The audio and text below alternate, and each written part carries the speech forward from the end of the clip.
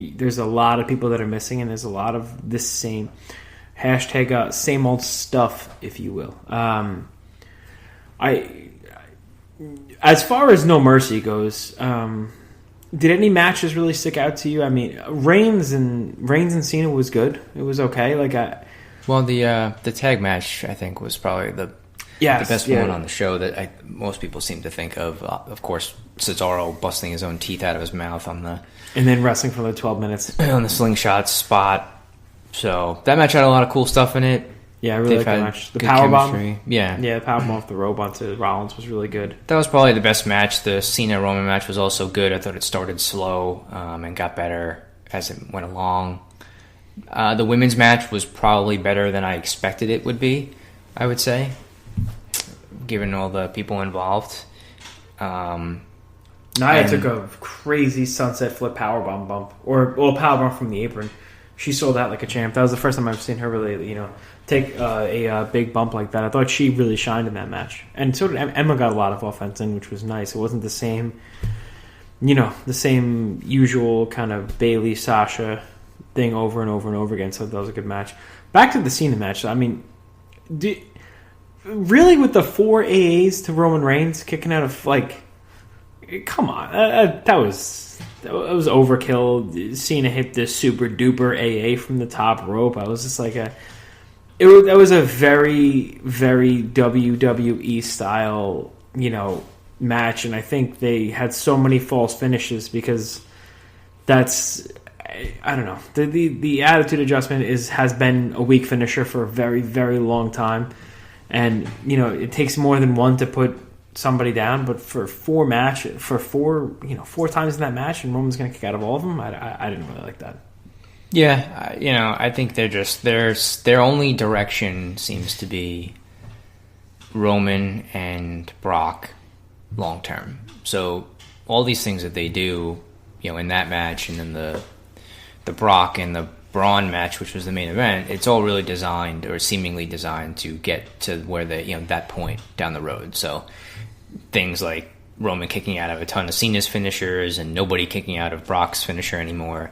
I assume that stuff's all by design, so that when they get to Brock and Roman at WrestleMania 34, that when Lesnar hits an F5, everyone thinks that Roman's going to be done and he'll kick out, and all these things will happen. They're trying to make that match Dude, come on, it's 8 months away and you just ruined the end for me. I didn't even think about that, and you've ruined the end of the match. Damn it. Who am I kidding? Wasn't going to watch it anyway, but that's a really good point.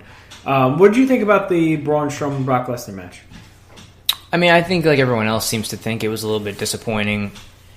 I didn't give Braun any chance of walking away with the title, so it wasn't like I was invested in that way where I was expecting him to win. But I think they could have done a little bit better of a job protecting him, and they could have done some more stuff. I mean, the SummerSlam match that they had, I think it was 4 or 5 way. I forget who all was in it, but they did a lot of cool stuff in that match, especially with the big man spots, and the crowd was going nuts for it. And with this, it didn't really... They started off pretty good, I thought. They had a sequence where Brock gave Strowman a German suplex, and then he just bounced right up and no-sold it and gave Brock a choke slam, and then a power slam back-to-back. Yeah, it started off hot. That was a 3 count like last year. But after that, I kind of just... and again, Strowman hit his finisher 3 times, and he couldn't win, and then... Brock hits 1 F5 and he wins. So that's... What's his finisher? That running power slam. Oh, I don't know if he was still using the reverse choke slam. Remember he was using that for a while? Yeah, I haven't seen him do that, actually. That's a good point. But I think that running power slam I thought was acting as his finish. Yeah, I forgot about that. But he hit it 3 times and he didn't get a win off of it. So yeah, that match, it was a little slow. It kind of, like you said, it started off super duper hot, but it was the same formula as a Samoa Joe match, right? Like Brock Lesnar takes a beating, and then out of nowhere he hits the F5. I was watching her with the Natural, and she was pretty frustrated. I believe she even texted you. She was so frustrated about that match. She's like, at the end of the F5, she looks at me. She's like, "What the shit?" I'm like, "I know." She's like, "So wait, let me get this straight." And this is the casual fan. She's like, "Braun Strowman does all this, and then just 1 F5. That's all it takes." I was like, "Yeah, it's the F5. That is all it takes." But for me, who like literally just 3-4 months ago just watched a Samoa Joe match, it was the same formula. Brock kicks out of a finisher. Brock gets out of the finisher. Brock gets out of the finisher. F5. I went back and I watched some of Brock's stuff from like 2002, late 2001 or early 2002. Man, he was such a... I don't want to say he was a better wrestler back then, but he was definitely far more dynamic. You know, he had like the overhead belly to belly. He was just so much more mobile. He's put on so much mass artificially that he doesn't move as well as he used to. Which, I mean, and he doesn't need to because they're booking him a lot differently now than they did back then. But he's definitely far less mobile now than he was 14 years ago. But hey, so am I. So what do I? Yeah, I mean, somebody who's been, either wrestling professionally, playing football, or mixed martial arts fighting for 15, 16 years, probably longer than that.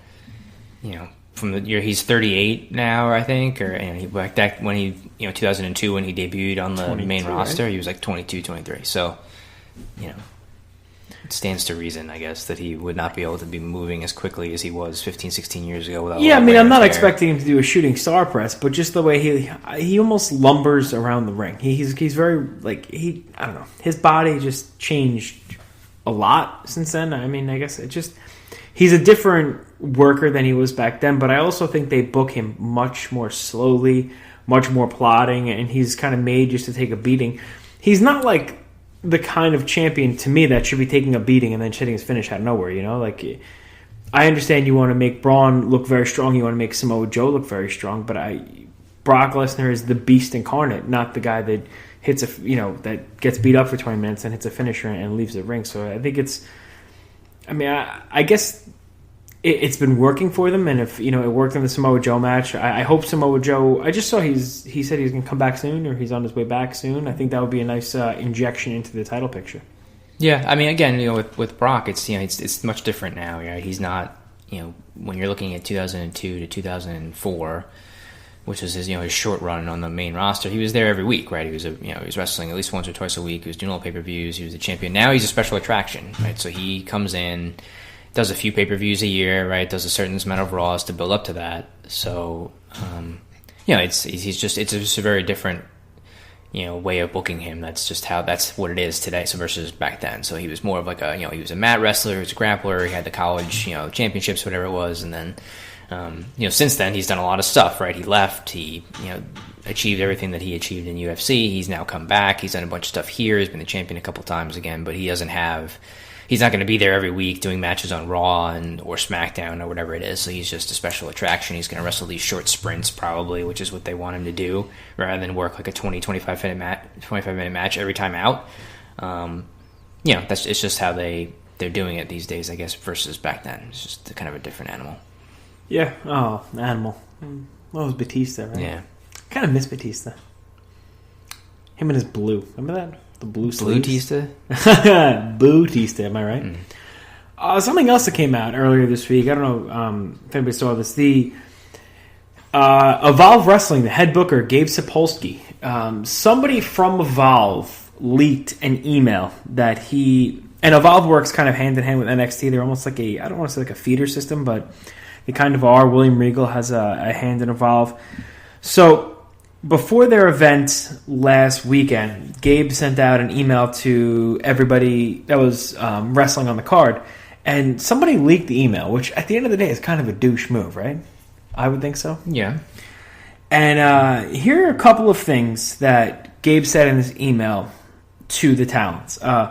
First thing, make every lockup on the show count. I saw Regal last week, and he was at Bola Battle Los Angeles. I was surprised for him to say he didn't see many good lockups there.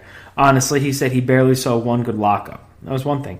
2, don't look into the floor camera at any time. This is a Vince WWE thing. I really don't care if you look into the camera or not, but this is a habit you will have to break as soon as you go to WWE NXT. 2. That was 2. 3, make every kick, strike, and chop count. I don't mean go in there and beat each other up. Just don't waste your kick, strikes, chops, and sell it. In addition, consider who your opponent is. If Keith Lee is striking you, sell it bigger than if someone smaller were striking you. Keep the situation and opponent in mind with your selling and how you do kicks, strikes, and chops. Oh, interesting. 4, don't do cool stuff for the sake of cool stuff. Everything should be about winning the match. I'm not saying don't do cool stuff, but don't do it just to do it. Challenge yourself to break your normal routine of spots. I don't care what what match rating you get on Twitter. This is small picture stuff. I want everyone to think big picture and long game. I can explain this better in person. So that was really... Oh, rules when it comes to Evolve. No swearing, nothing derogatory towards minorities, women, ethnicities of any group. Joey Styles, by the way, broke 2 of those already. Yeah, that's why he got fired. Yeah. No pile drivers, neck bumps, apron spots, anything that drops you on your head. Nothing hardcore without permission. No mic work without permission. Be super nice to kids. No guests in your hotel room. So that's pretty interesting stuff. Nobody knows who leaked it. Gabe says he now knows. I don't. Now, I'm not going to speculate. I don't want to toss any names out there. But Gabe came out afterwards and he said that almost cost him his position within NXT. So I don't know if Gabe Sapolsky has some sort of standing with NXT aside from, the partnership they have. But there's a lot in there, I guess, to take in. One would be no pile drivers. That's a Vince McMahon thing, and I mean, I've been to Evolve shows where they've done several pile drivers, so I guess that's new as of the partnership. A lot of it a lot of it does make sense, but it really seems like your natural progression now is from Evolve to WWE, and if that's what you want to do, I guess you're going to have to play by their rules at this point. Yeah, I mean, if that's what the goal is of some of these guys that are there is to eventually get some or all of them to NXT, then they're going to have to, it makes sense to try to get them to be following some of the protocols and stuff like that NXT does versus, not. And that way when they get there, they're already kind of trained to do that. I'm not sure I understand when Gabe says it could have cost him a position with NXT. Like, how does that...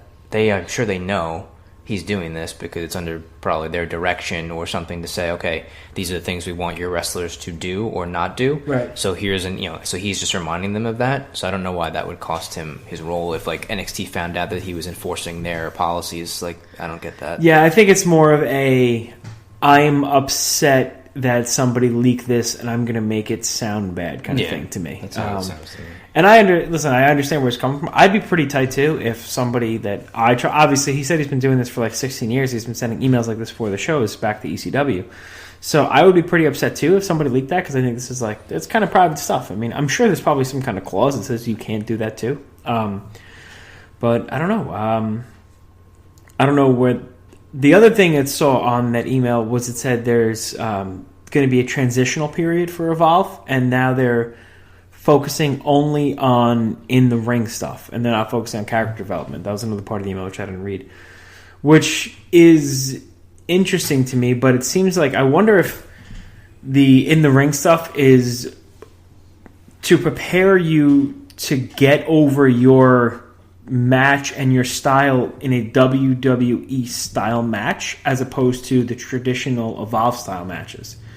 Like, you can go out there and you could have your... I mean, who do we see when into Evolve? I mean, we saw like Roddy versus Drew Galloway, Davey Richards versus Drew Gulak, matches like that. It's a stark contrast from what you see in in NXT, and a lot of there were some dangerous spots and stuff. So I wonder if this is more like, hey, work on changing your style to the WWE style and get that match over now. So when you get to NXT, you're prepared for it. And you don't go through that transitional phase. Yeah, it could be. I guess also maybe they figure, whenever if and when a guy gets to NXT, he's going to get his own character there anyway. So maybe to develop one now, they feel like maybe wouldn't be valuable. I mean, I don't know. Oh, that's a good point too, yeah. I'm not sure. I mean, I guess these are reasons why Ethan Page left this week and all that type of stuff that's going. I don't know what has to do with what, but I'm sure they just lost the titles, Ethan Page and ACH, the Troll Boys. And then, I forgot that happened. And then Davey Richards pulled out of the 2 shows that we were going to. So I don't know what's going to happen with Evolve. You have Keith Lee, who's a monster. I'm sure Keith Lee is poised for, And Riddle. Matt Riddle. Actually, I don't know if you saw, they announced the show we're going to is Keith Lee versus Matt Riddle in a Last Man Standing match. That should be fantastic. Yeah, I think, like I said, I think Gabe was just a little... do the kids still say butt hurt? I'm not sure. Okay, I think he was a little butthurt that somebody posted that, and he was just trying to make it sound like a bigger deal than it was. So actually,